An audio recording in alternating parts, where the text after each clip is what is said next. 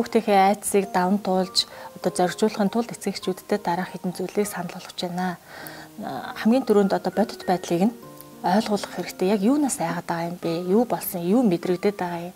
Яах одоо бусдын зүгээс ямар дэмжлэг хэрэгтэй байгаа юм бэ гэдэг талаар нь хүүхдтэйгээ илүү ойр дотн ярилцаж одоо бодол мэдрэмжийг нь хуваалцах шаардлагатай болдог.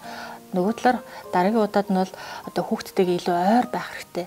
Одоо хүүхдээ ганцаарнгийн орхихгүй, айц давтуулахаар нөхцөлд одоо үлдээхгүй байх, тийм ээ. Жишээлх юм бол нөгөө бага насны хүүхдүүдийн хувьд түрүү ярьсанчлан одоо нөгөө эцэг их одоо халамжилж явах одоо хамгийн одоо ойр дотны дассан хүмүүс нь одоо ганцаарнгийн орхиод явчихаар эргэж ирэх үгүй юу те, дахиад надтай одоо уулзах болов, хамт байх болов гэдэг эргэлзээний дунд үлдэж одоо айцтай байдаг. Гуравдугаарт нь бол хүүхдтэйгээ аль болохоор чөлөөтэй ярилцж явах хэрэгтэй.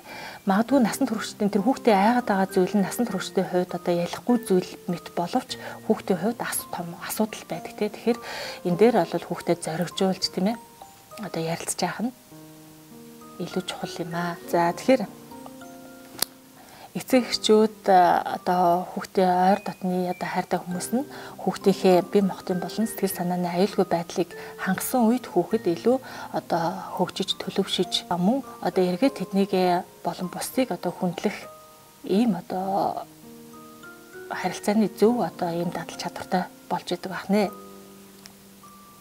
Энэхүү итгэл нь бол нөгөө ингэснээрээ одоо бусадтай чөлөөтэй ярилцах, өөрийнхөө бодол мэдрэмжийг бусадтай хуваалцах, за одоо үсэл бодлоо одоо чөлөөтэй илэрхийлэхийн нөхцөл нь бүрддэг. Ингэснээрээ өөртөө итгэх итгэл, бусдад итгэх итгэл ирээдүйд одоо бидний нөгөө хүсэн хүлээгээд байгаа нөгөө сайн хүн болж төлөвшөх их үндэс нь болдог байх нэ.